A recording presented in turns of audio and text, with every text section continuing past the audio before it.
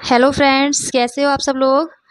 तो आज की वीडियो में हम डिस्कस करने वाले हैं डीएलएड फर्स्ट सेमेस्टर की संस्कृत का आपका जो इम्पोर्टेंट टॉपिक्स हैं वो, जिसमें क्या है हमारा जो आने वाला पेपर है, अब जो हमारा अगस्त में पेपर होगा उसमें क्या है जो हमारे इम्पोर्टेंट टॉपिक्स हैं संस्कृत के, उन्हें क्या है हम एक बार पूरा एक ही वीडियो में क्या है सबको रिवाइज करेंगे। ठीक है, तो आप लोग ये वाली वीडियो एंड तक जरूर देखना। और आप अगर ये वाली वीडियो से क्या है तैयारी कर लेंगे जितना मैंने इस वाली वीडियो में आपको बताया है, तो क्या है आपका बहुत अच्छे नंबरों से क्या है आप संस्कृत के पेपर को सॉल्व कर सकते हैं। ठीक है, तो देखिए अब हम अपनी वीडियो स्टार्ट करते हैं। ठीक है, संस्कृत में जो आपके टॉपिक्स हैं इम्पोर्टेंट, उनको क्या है मैंने इस वीडियो में पूरा कवर अप करने की कोशिश करी है। तो आप हो सके तो ये वाली वीडियो अच्छे से देखें और 2 से 3 बार आप देखें कम से कम। ठीक है, तो देखिए संस्कृत का हम डिस्कस करते हैं। तो पहले क्या है हमारे फलों के नाम आते हैं। ठीक है, तो फलों के नाम आपके जो आपका पेपर है उसमें क्या है हमेशा पूछे जाते हैं, और जितने भी मैंने प्रीवियस ईयर के क्वेश्चन पेपर सॉल्व करवाए हैं उसमें भी क्या है सभी आपके फलों के नाम, सब्जियों के नाम, पशुओं के नाम, पक्षियों के नाम, ये क्या है सभी आए हैं।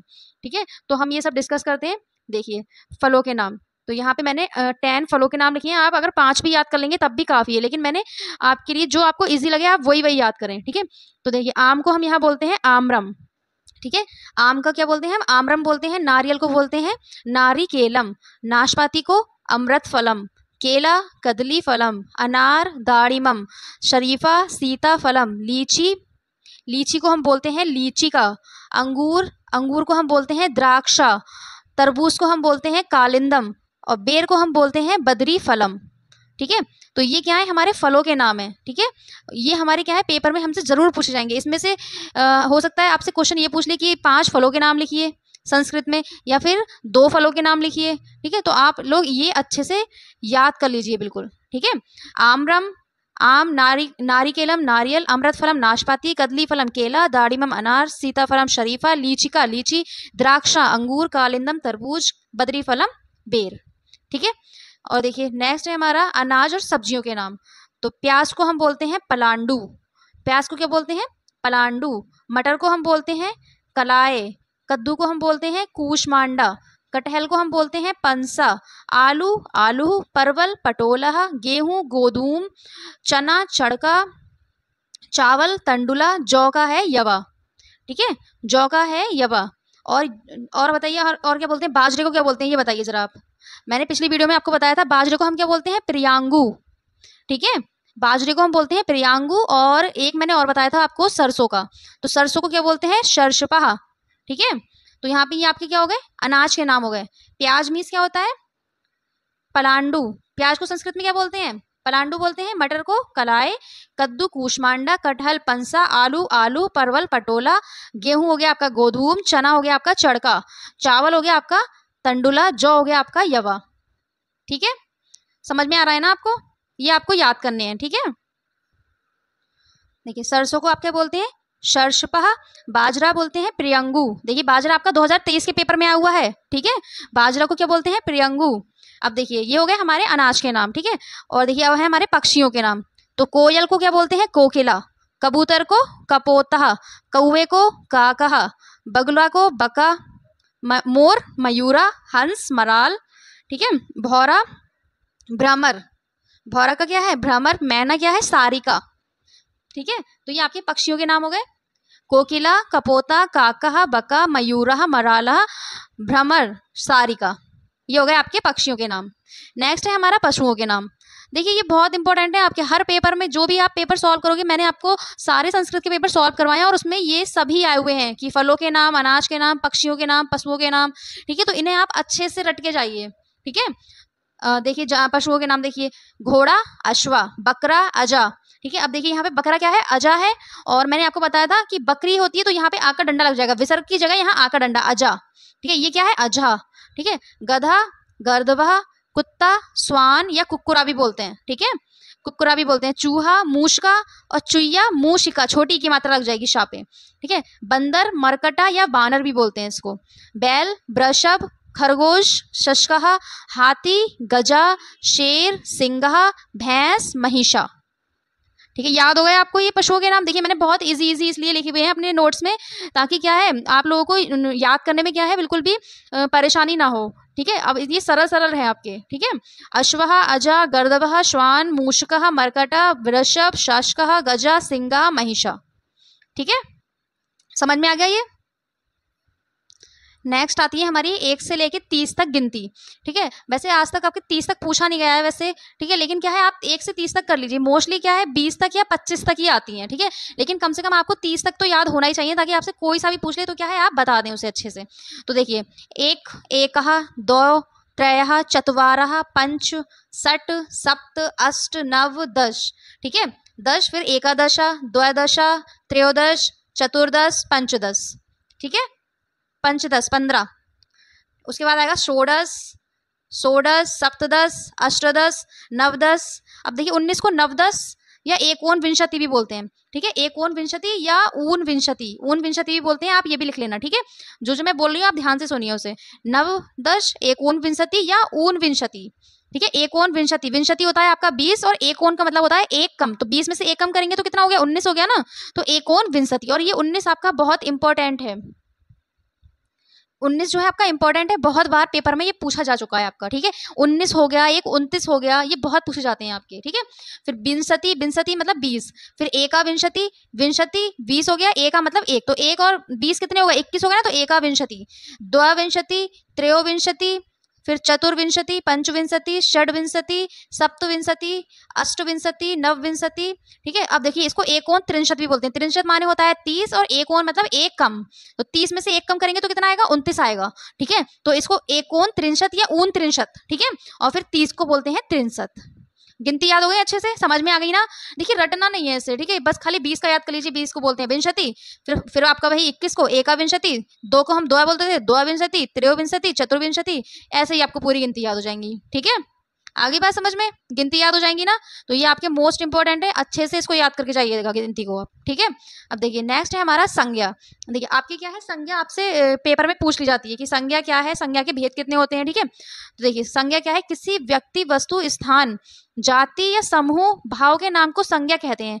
देखिए कोई भी व्यक्ति है या कोई भी वस्तु है, उसका एक प्रॉपर नाम होता है ना किसी भी।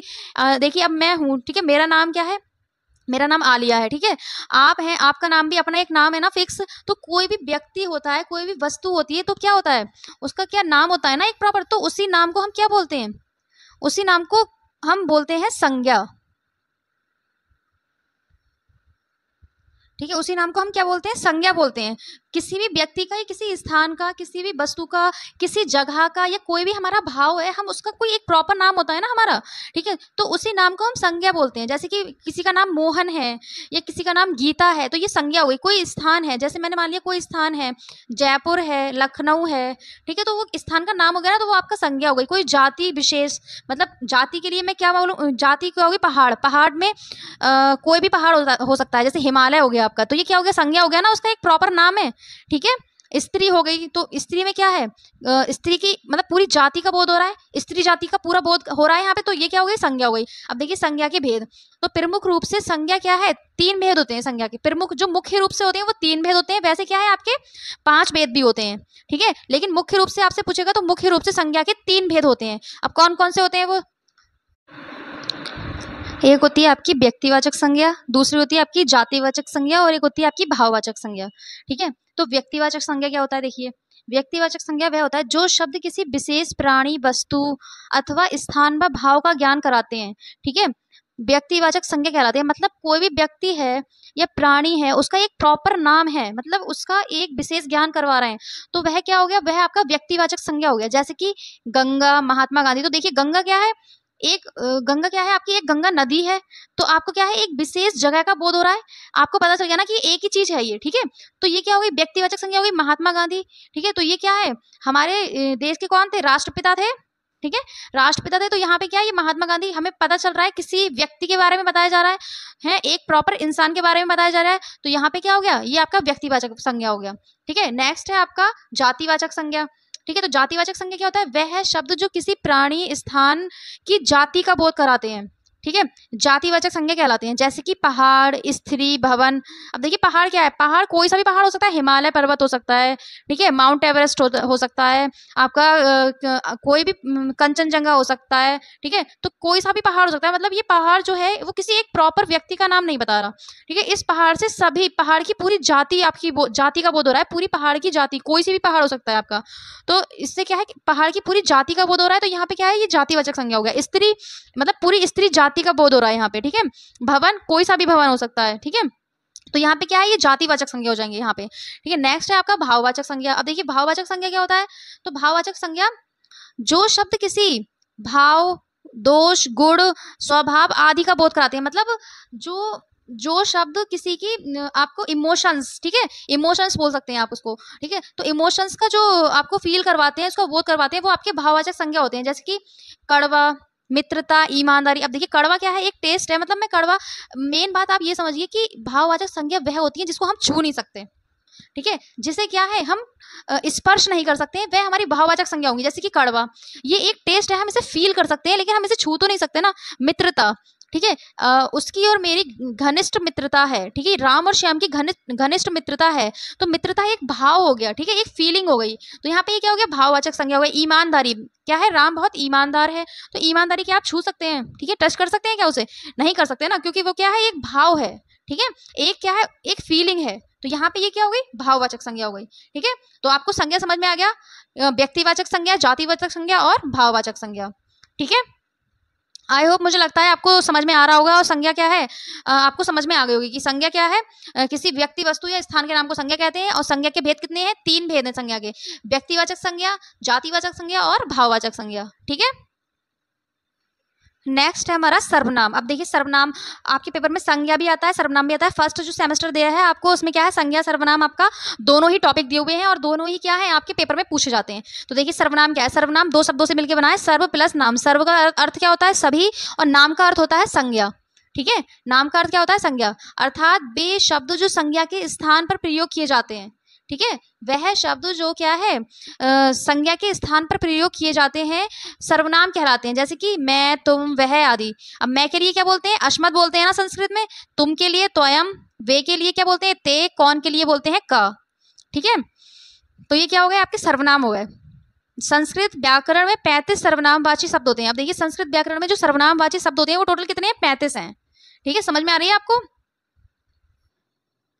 अब देखिए सर्वनाम के भेद कितने हैं, ठीक है। सर्वनाम 6 प्रकार के होते हैं। कौन कौन से होते हैं, पुरुषवाचक सर्वनाम, निश्चयवाचक सर्वनाम, संबंधवाचक, अनिश्चयवाचक, निजवाचक और प्रश्नवाचक, ठीक है। अब देखिए पुरुषवाचक सर्वनाम कौन सा होता है आपका, देखिए पुरुषवाचक में क्या है, पुरुष आपके कितने होते हैं, मैंने आपको बताया कि आपकी संस्कृत में कितने पुरुष हैं, 3 पुरुष हैं, ठीक है, प्रथम पुरुष, मध्यम पुरुष और उत्तम पुरुष, ठीक है।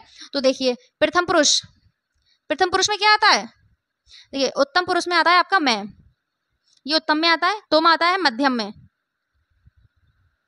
और आप या फिर कोई और, ये आपका किस में आता है, किसी और के बारे में, किसी व्यक्ति के बारे में, किसी दूसरे इंसान के बारे में बात की जाती है, तो वह आपका किस में आता है, प्रथम पुरुष में आता है। तो ठीक है, तो पुरुषवाचक सर्वनाम क्या है, अश्मद, मैं, युष्मद, तुम, तो ये क्या होते हैं, आपके पुरुषवाचक सर्वनाम में आते हैं, ठीक है। जैसे उदाहरण के लिए आप बोल सकते हो त्वयं पठसी, तुम पढ़ते हो, ठीक है, त्वयं पठसी, तुम पढ़ते हो, तो यहाँ पे क्या है, तुम जो है वह क्या है, पुरुषवाचक सर्वनाम है। जो त्वयं है आपका, जो ये आपका त्वयं हो गया, ये क्या है आपका पुरुषवाचक सर्वनाम हो गया, ठीक है। समझ में आ गया पुरुषवाचक सर्वनाम, ठीक है। अब हम देखते हैं नेक्स्ट आपका, नेक्स्ट है हमारा निश्चयवाचक सर्वनाम। अब देखिए निश्चयवाचक सर्वनाम कितने होते हैं, 4 निश्चयवाचक या संकेतवाचक सर्वनाम होते हैं। निश्चयवाचक जो सर्वनाम होते हैं वह क्या होते हैं, इन सर्वनाम से हमें यह पता चलता है कि किसी निश्चित इंसान के बारे में पता चलता है, किसी निश्चित परिस्थिति के बारे में पता चलता है। जो आपके कौन कौन से हैं, तद, जिसको हम बोलते हैं अनुपस्थिति व्यक्ति या वस्तु के लिए यूज करते हैं इसको, किसको, तद को, ठीक है। एतद अधिक समीप वस्तु के लिए यूज करते हैं। जैसे अधिक समीप कोई वस्तु रखी है, मैंने बोला यह मेज है, ठीक है, या फिर यह एक किताब है, तो वहां पे क्या है, एतद का प्रयोग करेंगे क्योंकि वह क्या है, हमारे अधिक पास में है, ठीक है। इदम समीप के लिए प्रयोग करते हैं, और अदस दूर के लिए प्रयोग करते हैं। देखिए समीप है कोई चीज तो इदम प्रयोग करेंगे, और अधिक समीप है तो उसके लिए एतद, दूर के लिए अदस, और अधिक दूर के लिए तद, या फिर कोई अनुपस्थित कोई चीज है उसके लिए तद। समझ में आ रही है आपको, ये सर्वनाम समझ में आ रहा है, नेक्स्ट है आपका संबंधवाचक सर्वनाम। ठीक है, संबंधवाचक सर्वनाम अब देखिए क्या होता है। निश्चयवाचक सर्वनाम का उदाहरण देख लीजिए, तद रम्यम नगरम। ठीक है, तद रम्यम नगरम मतलब वहाँ एक क्या है, शहर है। ठीक है, तो यहाँ पे क्या है, जो बहुत अधिक दूर है ना नगर, तो अनुपस्थित वस्तु है यहाँ पे, तो उसके लिए हमने क्या करा है, तद का प्रयोग किया है। ठीक है, अब देखिए नेक्स्ट है आपका संबंधवाचक सर्वनाम। तो देखिए संबंधवाचक में यद जो शब्द होता है, इसका मतलब होता है जो। ठीक है, तो इसका जो यूज होता है, यद संबंध, यद जो शब्द होता है इसका ये जो शब्द होता है वो क्या होता है, संबंधवाचक सर्वनाम होता है। यद उक्तम तद कुरु, इसका जो एग्जाम्पल है वो क्या है, यद उक्तम तद कुरु।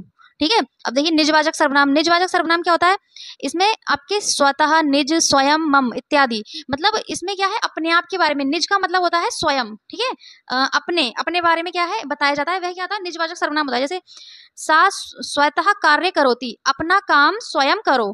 ठीक है, इसका मतलब क्या है, अपना काम स्वयं करना चाहिए या फिर अपना काम स्वयं करो। तो यहाँ पे क्या हो गया इसका, जो आपका स्वतः है, तो ये क्या हो गया, स्वतः निजवाचक सर्वनाम हो गया। ठीक है, अपना काम अपने आप करो या अपना काम आप करो। ठीक है, तो ये क्या हो गया, आपका निजवाचक सर्वनाम हो गया। नेक्स्ट है आपका प्रश्नवाचक सर्वनाम। अब देखिए प्रश्नवाचक सर्वनाम क्या होता है, जिसमें क्या है, किम, कतर, कतम, कुत्र, कदा, क्वय, कुतः, किमर्थम इत्यादि, मतलब कब, कहाँ, कैसे, क्यों। ठीक है, ये इन सब का जो क्वेश्चन होते हैं, जो आपके ये सब जो क्वेश्चन मार्क वाले जो प्रश्न होते हैं, वह क्या है, आपके प्रश्नवाचक सर्वनाम होते हैं। जैसे कि आपका एग्जाम्पल के लिए, वर्षा कदा भवति। ठीक है, वर्षा कब होगी। ठीक है, वर्षा कब होगी, तो यहाँ पे क्या है, प्रश्नवाचक सर्वनाम है क्या, कदा। कदा जो यहाँ पे है वह क्या है, आपका प्रश्नवाचक सर्वनाम। समझ में आ गया। नेक्स्ट है आपका अनिश्चयवाचक सर्वनाम। अनिश्चयवाचक सर्वनाम में क्या होता है, जिसमें क्या है, हमारे किसी भी चीज का होना निश्चित नहीं होता है। जैसे कि किम, चित, चन, अपि इत्यादि। ठीक है, तो यहाँ पे जो क्या है, उदाहरण देखिए इसका, कश्चित जनः नगरे आगच्छति।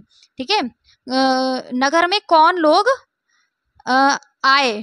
ठीक है, नगर में क्या है, कौन लोग आए, तो यहाँ पे क्या है, कश्चित मतलब कौन, तो यहाँ पे क्या है, अनिश्चयवाचक है। ठीक है, यहाँ आपका अनिश्चयवाचक हो गया, कश्चित जना नगरे आगच्छति। तो ये आपका हो गया सर्वनाम। अब देखिए सर्वनाम आपका हो गया, संज्ञा सर्वनाम आपको समझ में आ गए। अब नेक्स्ट है हमारा लिंग। ठीक है, लिंग क्या है, लिंग से आपके क्वेश्चन आते हैं कि लिंग कितने प्रकार के होते हैं, क्या क्या होते हैं, तो ये आपको पता होना चाहिए। तो लिंग का शाब्दिक अर्थ है निशान या चिन्ह। ठीक है, जिस चिन्ह के द्वारा किसी शब्द का पुरुषवाचक, स्त्रीवाचक या नपुंसकवाचक होना ज्ञात हो। ठीक है, वह क्या होता है, आपका लिंग होता है। मतलब जो आपके स्त्री जाति, पुरुष जाति या नपुंसक जाति का बोध कराते हैं, वह क्या होते हैं, आपके लिंग कहलाते हैं। जैसे कि हम इसकी डेफिनेशन देखें तो, वे संज्ञा और सर्वनाम जो पुरुष एवं स्त्री एवं दोनों का बोध कराते हैं, उन्हें लिंग कहा जाता है। ठीक है, जो किसी स्त्री या फिर पुरुष जाति का बोध कराएंगे, वह क्या होंगे, आपके लिंग होंगे वो। ठीक है, अब लिंग कितने प्रकार के होते हैं, ठीक है, लिंग कितने प्रकार के होते हैं, 3 प्रकार के होते हैं, स्त्रीलिंग, पुल्लिंग और नपुंसक लिंग।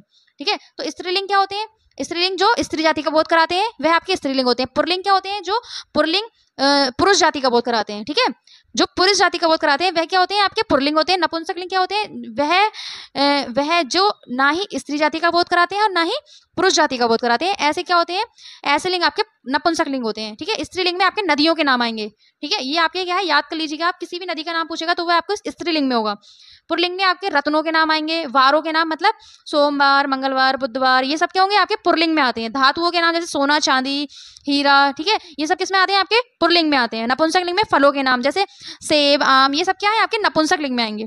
ठीक है, तो समझ में आ गया लिंग के कितने भेद होते हैं। ठीक है, स्त्रीलिंग, पुल्लिंग और नपुंसक लिंग कौन कौन से होते हैं। जो स्त्री जाति का बोध कराएंगे वो स्त्रीलिंग होंगे, जो पुरुष जाति का बोध कराएंगे वह आपके क्या होंगे, पुल्लिंग होंगे, और जो किसी भी जाति का बोध नहीं कराएंगे वह आपके क्या होंगे, नपुंसक लिंग होंगे। ठीक है, स्त्रीलिंग में आपके नदी के नाम, पुल्लिंग में आपके रत्नों, वारों और धातुओं के नाम, नपुंसक लिंग में आपके होंगे फलों के नाम। ठीक है, समझ में आ गया आपको लिंग, लिंग क्या है, कितने प्रकार के होते हैं। अब आएगा पेपर में तो लिख दोगे ना। ठीक है, नेक्स्ट टॉपिक देखते हैं हमारा क्या है। नेक्स्ट है हमारा वचन। अब देखिए संस्कृत में वचन कितने होते हैं। वचन का अर्थ होता है वाचक। ठीक है, संज्ञा सर्वनाम की संख्या का जो बोध कराने वाले शब्द होते हैं वह आपके वचन कहलाते हैं। ठीक है, वचन के भेद कितने होते हैं, देखिए जो किसी संख्या का बोध कराएंगे कि ये एक है, ये चीज एक है, मतलब एक आम, या फिर एक किताब, दो किताब, ये आपके जितने भी संख्याओं का बोध कराते हैं वो आपके वचन होते हैं, ठीक है। और वचन कितने प्रकार के होते हैं, मैंने आपको बताया भी है काफी बार, वचन 3 प्रकार के होते हैं, एक वचन, द्विवचन और बहुवचन। संस्कृत में 3 प्रकार के होते हैं वचन, और हिंदी में 2 प्रकार के होते हैं, एक वचन और बहुवचन। लेकिन संस्कृत में आपके आएगा तो 3 प्रकार के लिखना है आपको, एक वचन, द्विवचन और बहुवचन। समझ में आ गया। एक वचन क्या होगा, जो एक संख्या का बोध कराता है। द्विवचन क्या होगा, जिसमें 2 संख्याएं होती हैं। और बहुवचन क्या होते हैं आपके, जिसमें बहुत सारी संख्याएं होती हैं, 2 या 2 से अधिक संख्याएं होती हैं, ठीक है। 2 से जो अधिक संख्याएं होती हैं वह क्या होते हैं, आपके बहुवचन में आते हैं। वचन आपको समझ में आ गया। इसको अच्छे से समझ लीजिए और अच्छे से याद कर लीजिए, क्योंकि आपका ये बहुत पूछा जाता है पेपर में।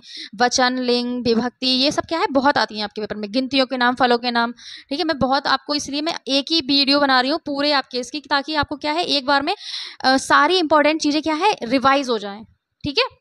अब देखिए नेक्स्ट है आपका विभक्ति। विभक्ति क्या होती है, शब्दों में लगने वाली विभक्तियां 7 होती हैं, प्रथमा, द्वितीय, तृतीय, चतुर्थी, पंचमी, षष्ठी तथा सप्तमी, ठीक है।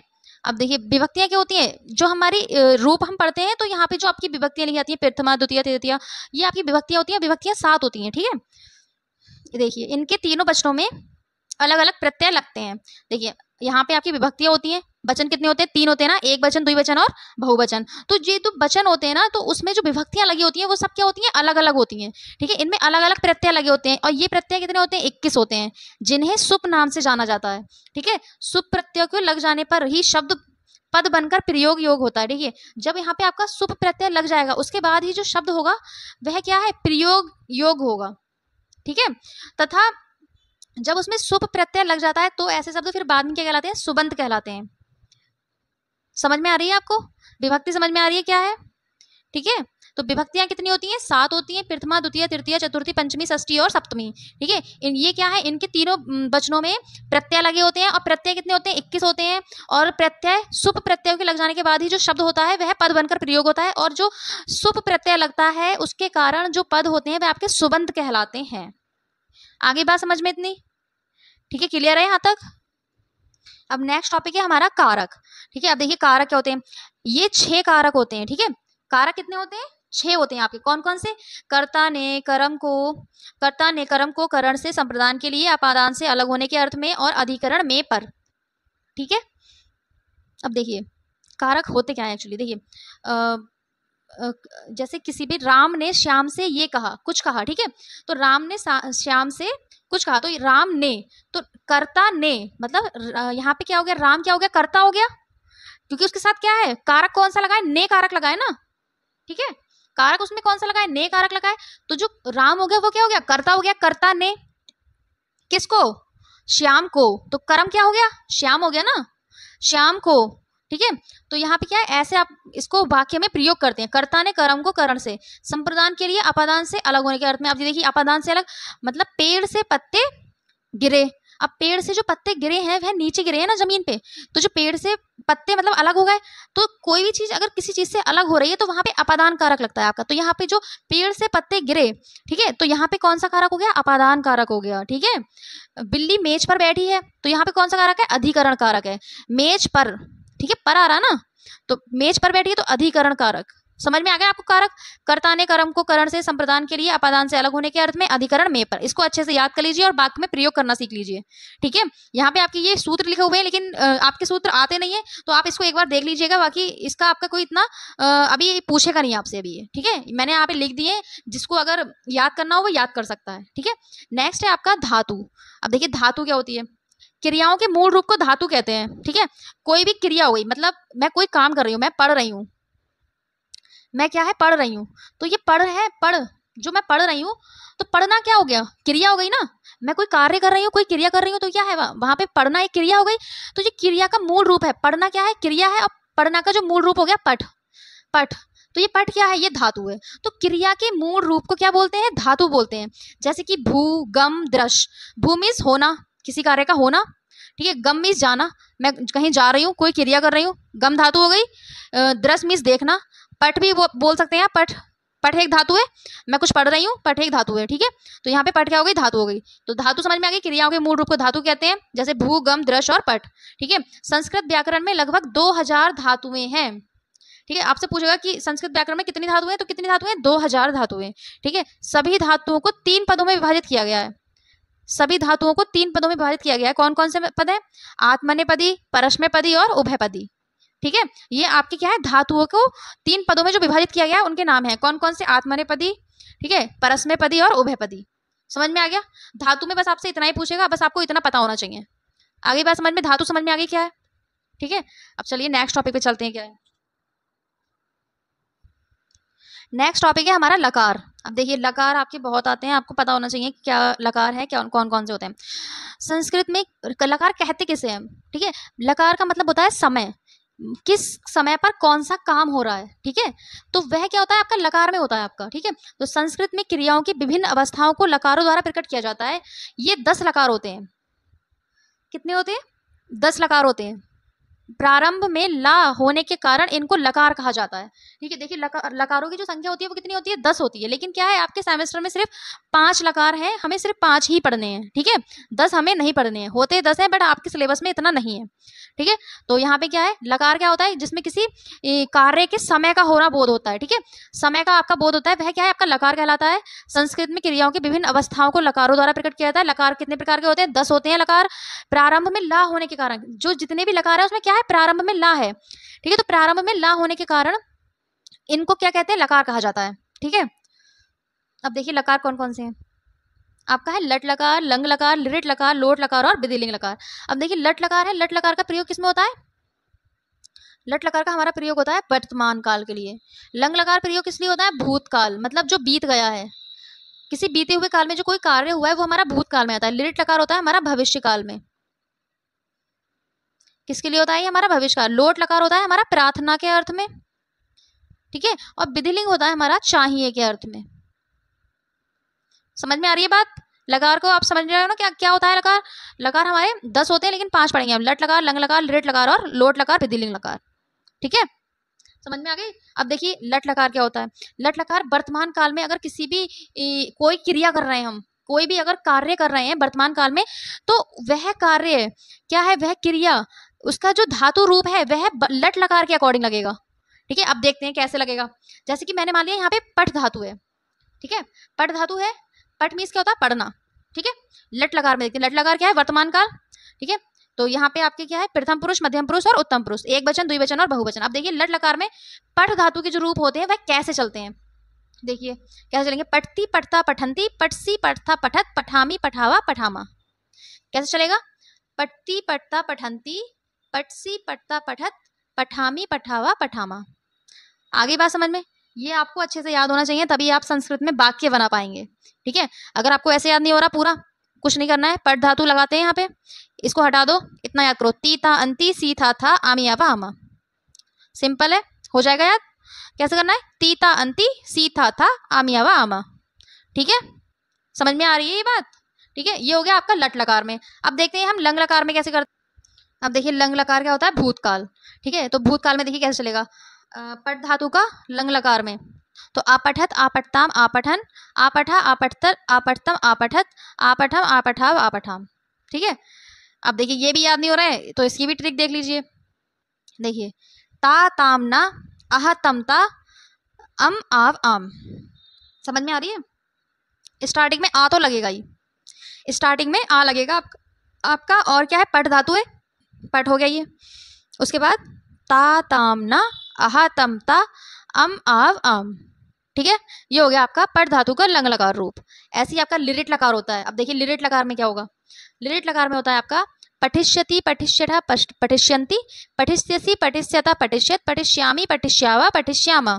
ठीक है, इसमें इष्यति, इष्यता, इष्यन्ति, इष्यसि, इष्यता, इष्यत, इष्यामि, इष्यावा, इष्यामा, ये आपको करना है इतना याद। ठीक है, अब देखिए आपको ये याद तो करना पड़ेगा थोड़ा बहुत। ठीक है, तभी आपको ये हो पाएगा। जैसे कि इसमें क्या है आपका आ रहा था लंग लकार में। ठीक है, आपठता, पठताम, आपठन, आपठा। ठीक है, अब आपका लिरिट लकार में क्या है? इष्यति, इष्यता, इष्यन्ति।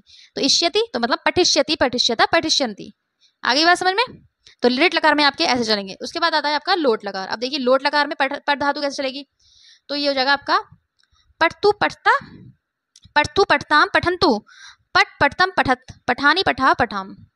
तो ये हो गया आपका लोट लकार का। पठतु, पठताम, पठंतु, पठ, पठतम, पठत, पठानी, पठा, पठाम, लोट लकार। ठीक है, देखिए ये सब आपसे पूछता भी है कि पट धातु का, आपसे क्वेश्चन क्या पूछेगा देखिए, कि पट धातु का लिरिट लकार में प्रथम पुरुष द्विवचन का रूप लिखिए। प्रथम पुरुष द्विवचन, तो प्रथम पुरुष द्विवचन में क्या है, पठिष्यता, तो ये आपको पठिष्यता लिखना होगा।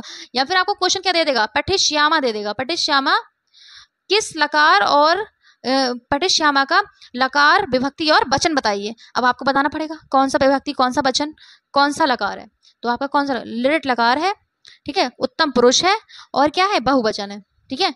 तो ये इसलिए आपको ये अच्छे से याद होने चाहिए, तभी आप क्या है, ये आप अच्छे से क्वेश्चन आप ठीक कर पाएंगे। और अभी आपके ये तो आएगा ही आएगा, उसके बाद अभी जो आपके वाक्य बनाने के लिए आते हैं उसमें भी आपको अगर ये याद होंगे तभी आप वाक्य बना पाएंगे, तभी आप क्या है ये लगा पाएंगे, क्योंकि ये क्या है आपके लिरिट लकार मतलब काल के अकॉर्डिंग लगते हैं, ठीक है।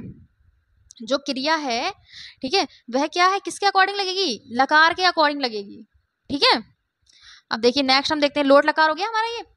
लोट लकार के बाद क्या आएगा, विधिलिंग।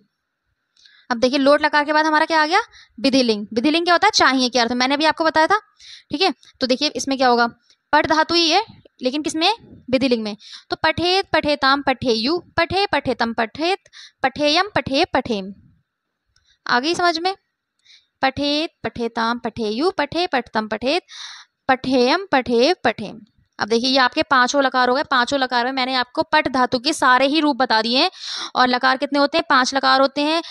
और कौन कौन सा लकार किस काल में प्रयोग होता है ये भी मैंने आपको बता दिया। अब देखिए आप इस वीडियो को अच्छे से देख लीजिए, 2 से 3 बार आप लिख लिख के रिवाइज करिए कम से कम, ठीक है, तभी क्या होगा आपको पूरा अच्छे से याद हो जाएगा। नेक्स्ट टॉपिक हम देखते हैं, नेक्स्ट है हमारा महेश्वर सूत्र।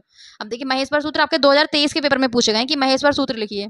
अब देखिए महेश्वर सूत्र मैंने आपको बताया था, महेश्वर सूत्र क्या होते हैं, ये आपके क्या है, महेश्वरी पाणिनि ने दिए थे। किसने दिए थे, यहाँ पे आपको पूछा तो नहीं जाएगा किसने दिए थे, लेकिन मैं आपको बता देती हूँ किसने दिए हैं। ये आपके महेश्वरी पाणिनि ने दिए हैं, ठीक है।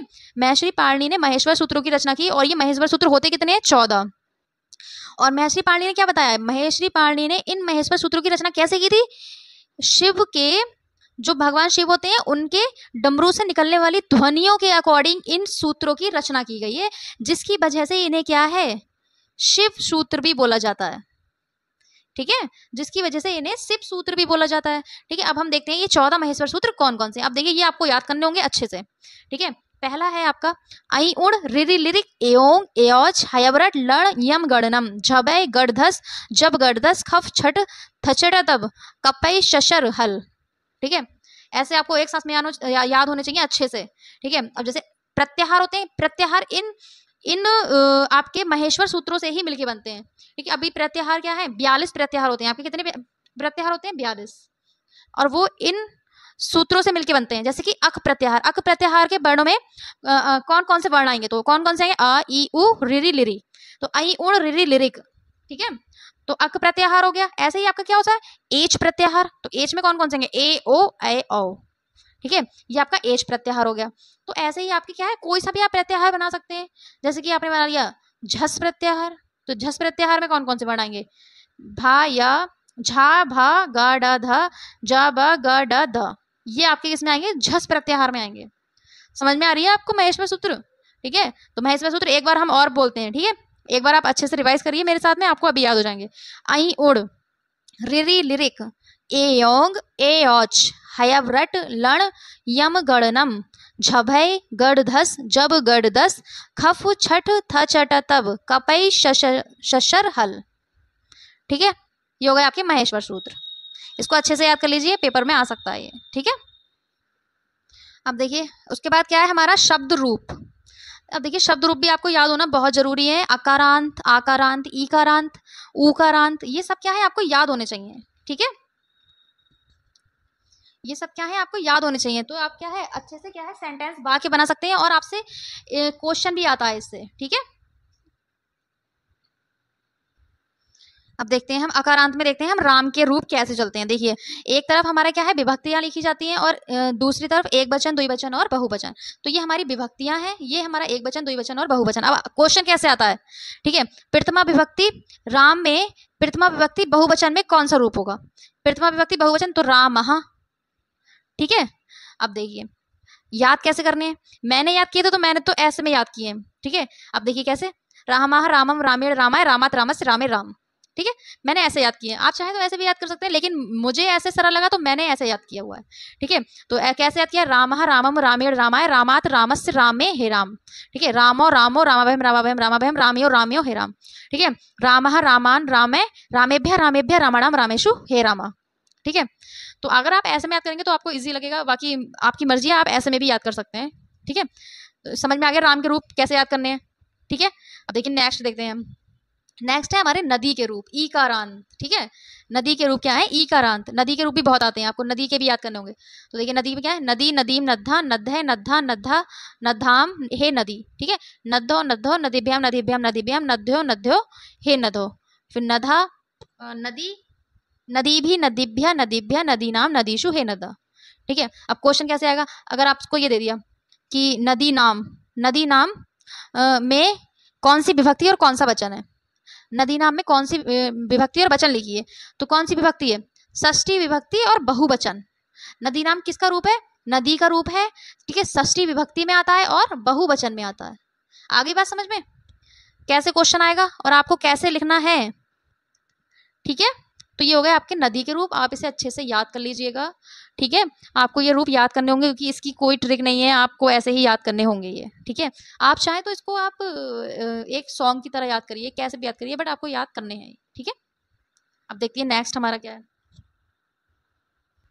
ये आ गए हमारे अश्मद और युष्मद के रूप। ये हमारे बहुत आते हैं और बहुत इंपॉर्टेंट हैं। ठीक है, इस पे आप लिख दीजिएगा इम्पोर्टेंट। ठीक है, देखिए अश्मद माने होता है मैं, ये सर्वनाम में आता है। ठीक है, सर्वनाम में मैंने अभी आपको बताया था पीछे, अश्मद क्या है, मैं आता है।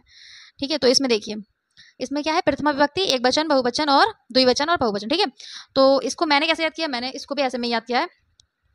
कैसे याद करना है, अहम माम मया महयम मत मम मई। ठीक है, कितना ईजी है ना। देखिए अहम माम मया महयम मत मम मई, आवाम आवाम आवाभ्यम आवाभ्यम आवाभ्यम आव्यो आव्यो, वयम अस्मान अस्माभि अस्मभ्यम अस्मत अस्माकम अस्मासु। ठीक है, तो ऐसे में याद करना है आपको, समझ में आ रही है। ये हो गए आपके अहम के अश्मत के रूप। ठीक है, अश्मत में आपसे ये पूछ सकता है, जैसे पूछ लिया अस्माभि, अस्माभि में विभक्ति और वचन बताइए, तो कौन सी विभक्ति है, तृतीय विभक्ति और बहुवचन, तृतीय विभक्ति और बहुवचन। समझ में आ रहा है, ऐसे क्वेश्चन पूछेगा। फिर नेक्स्ट आप देखते हैं युष्मत के रूप। युष्मत देखिए, युष्मत में क्या है, युष्मत आने होता है तुम। ठीक है, त्वम त्वाम त्वया तुभ्यम त्वत तब तई, तो युवाम युवाम युवाभ्यम युवाभ्यम युवाभ्यम युव्यो युव्यो, यूयम युष्मान युष्माभि युष्मभ्यम युष्मत युष्माकम युष्माशु। ठीक है, समझ में आ रहा है, ये आपको याद करने हैं।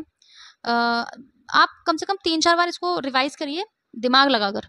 ठीक है, अच्छे से कंसंट्रेशन से, तो आपको याद हो जाएगा अच्छे से। ठीक है, ये हो गया आपके युष्मत के रूप।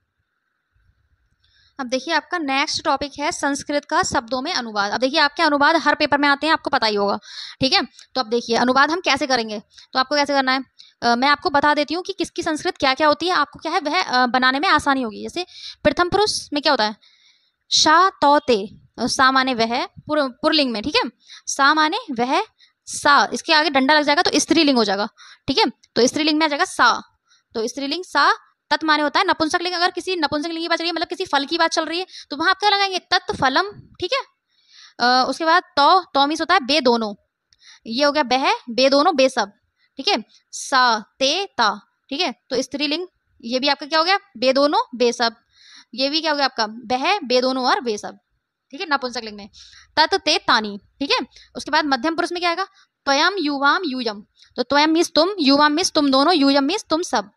ठीक है, ये आपको याद करनी है। ठीक है, अहम उत्तम पुरुष में आता है मैं, होता है ना उत्तम पुरुष, तो उत्तम पुरुष में मैं का होता है अहम, आवाम हम दोनों, वयम हम सब। ठीक है, हम सब की बात चलेगी तो हमको वहां क्या लगाना है, वयम। ठीक है, नेक्स्ट है हमारा लट लगाने में हम कैसे प्रयोग करेंगे। देखिए अब मैं इसको प्रयोग करना बता देती हूँ आपको कि प्रयोग कैसे करना है। बह पढ़ता है, तो मैंने ये बताया बह की क्या होती है, सा पढ़ती। अब पुरलिंग की बात चल रही है ना, तो सा विसर्ग लगेगा ना, तो सा पढ़ता है, मतलब वर्तमान काल की बात हो रही है, तो वर्तमान काल में क्या होता है, पढ़ती, पट्टी पढ़ता पढ़ंती आता है ना, तो पढ़ती, तो सा पढ़ती। बे दोनों पढ़ते हैं तो पढ़ता, बे दोनों की होती है तो, और द्विवचन में क्या आता है, पढ़ते हैं, मतलब द्विवचन है तो पढ़ती पढ़ता, तो यहाँ पे तो पढ़ता। ठीक है, बे सब पढ़ते हैं तो ते पठंती, तो पढ़ती पढ़ता पठंती। ठीक है, वह दोनों और बे सब, वह पढ़ता है, बे दोनों पढ़ते हैं, बे सब पढ़ते हैं। ठीक है, ऐसे ही आपका देखिए उत्तम पुरुष में तुम होता है ना, सॉरी मध्यम पुरुष में आता है आपका तुम, तो तुम पढ़ते हो तो त्वयं पठसी, तुम दोनों पढ़ते हो, युवम पठता, तुम सब पढ़ते हो, यूयम पठम, तो पठसी पठता पठम पठत, पठसी पठता पठत, तुम पढ़ते हो, तुम दोनों पढ़ते हो, तुम सब पढ़ते हो, ठीक है। उसके बाद है नेक्स्ट, मैं पढ़ता हूँ, हम दोनों पढ़ते हैं, हम सब पढ़ते हैं, तो अहम पठामी, मैं पढ़ता हूँ, आवाम पठावा, हम दोनों पढ़ते हैं, वयम पठामा, हम सब पढ़ते हैं, ठीक है। तो ये लट लकार में आपको मैंने बता दिया कि किस तरीके से बनते हैं, ठीक है। तो आप इस तरीके से कोई भी सेंटेंस आप बना सकते हैं, बस क्या है आपको वहां पे लकार का प्रयोग करना है कि कौन सा लकार है। अगर वर्तमान काल में कोई क्रिया हो रही है तो वहां पे क्या लगेगा, लट लकार लगेगा। भूतकाल में कोई क्रिया हो रही है तो वहां पे लंग लकार लगेगा, और अगर भविष्य काल में कोई क्रिया हो रही है तो वहां पे आपका लिट लकार लगेगा, ठीक है। तो आपका लट लकार में क्या होता है, पट्टी पट्टा पठंती, पटसी पट्टा पठत, पठामी पठावा पठामा, ठीक है। सा तो तय, वह दोनों बेसब, त्वयम युवाम यूयम, तुम दोनों तुम सब, अहम आवाम वयम, मैं हम सब, ठीक है। समझ में आ गया, सेंटेंस बना लेंगे आप। तो ये थी आपकी संस्कृत में जितने भी इंपॉर्टेंट टॉपिक्स थे उनकी क्या है एक क्लास थी आपकी। तो आई होप आप लोगों को समझ में आया होगा। अगर आप लोग इतना भी तैयार कर लेते हो तो आपका पेपर अच्छा जाएगा, ठीक है। तो आपके क्या है पेपर में आपका क्या है बैक लगने की जो आपको डर होता है ना, वह आपको नहीं लगेगा, क्योंकि क्या है इतना अगर आपको याद हो गया तो आप आराम से अच्छे नंबरों से पेपर को क्रॉस कर सकते हैं, ठीक है। तो इसी के साथ हम वीडियो को क्या है अपना लास्ट करते हैं। और ये हो गए आपके सब इम्पोर्टेंट टॉपिक्स। और अगर आपको वीडियो अच्छी लगी हो तो प्लीज़ लाइक कर देना वीडियो को, और चैनल सब्सक्राइब कर लो। और ऐसे ही मैं आपकी इम्पोर्टेंट टॉपिक्स की सारे सब्जेक्ट की वीडियोस अगर आप लोग कहोगे तो मैं आप बना दूंगी, ठीक है। तो आप लोग मुझे बता देना कि आप लोगों को किस सब्जेक्ट पे चाहिए, ठीक है। तो मैं क्या है उसकी एक पूरे इंपॉर्टेंट जितने भी टॉपिक हैं जहाँ से क्या है आपके क्वेश्चंस आ सकते हैं, ठीक है। तो आप उसको पढ़ के कम से कम आप अच्छे नंबरों से पास हो जाएं, ठीक है। तो ऐसी वीडियो में क्या है आपके लिए बना दूंगी, आप मुझे कमेंट में बता देना, ठीक है। बाकी लाइक कर देना वीडियो को, ठीक है। इसी के साथ थैंक यू, बाय।